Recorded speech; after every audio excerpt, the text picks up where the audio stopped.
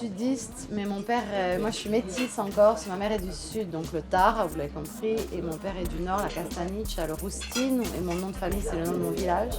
Mais un tout petit peu plus haut du village de mon père, il y a un village dans le Nebbio, qui est donc sur la côte occidentale du Cap Corse.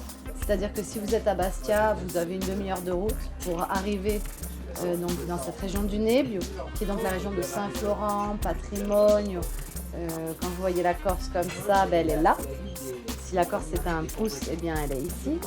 Et ici, vous avez un des plus grands vignobles de Corse, avec notamment beaucoup d'appellations qui sont maintenant certifiées bio. Et il y a une vraie synergie vin bio, biodynamie.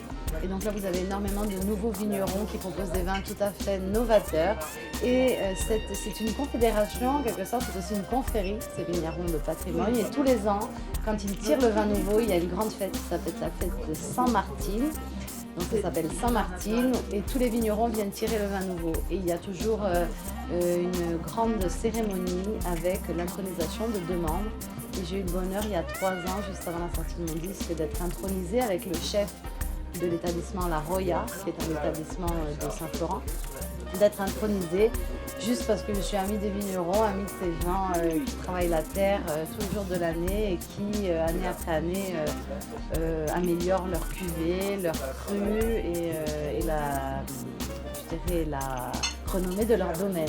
Donc notamment, vous avez parmi eux les Antoine Arène, qui sont des vins qu'on trouve jusqu'à New York, les Yvelech, qu'on trouve également jusqu'à outre-Atlantique. Vous avez les jeunes montants comme les Nicolas Mariotti, ici les Marfis, qui sont un frère et une sœur qui ont repris le vignoble familial.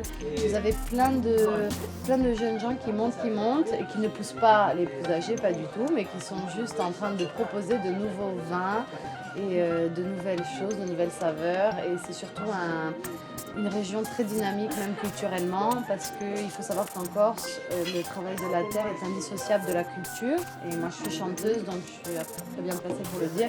C'est-à-dire que si on a chanté un jour, c'est qu'on a toujours été des gens très enracinés, des gens qui vivaient dans les champs, à tous les sens du terme, c'est-à-dire qui travaillaient la terre dans une société agro-pastorale.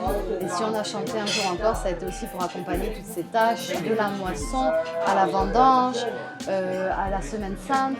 Et donc c'est un peu inextricable en Corse, le vin et le chant. Et c'est pour ça que je suis très fière aujourd'hui à faire un peu partie de la famille du chant en tant que chanteuse professionnelle, mais aussi de la famille du vin en tant que grande amatrice du bon produit, du produit qui sonne juste avec son terroir. Et donc Patrimonio, c'est vraiment un endroit fou parce que vous y trouvez aussi de la bière biologique qui est faite par Pierre-François Maestrach. C'est une bière dont le houblon est planté en Corse et dont toute la traçabilité du produit se situe en Corse. Donc ça aussi s'appelle la bière Ribelle et c'est un produit annexe au vignoble de Patrimoine, mais c'est un produit important. Voilà, donc en fait allez aussi découvrir le bassin de Patrimoine parce que c'est un bassin qui va vous surprendre.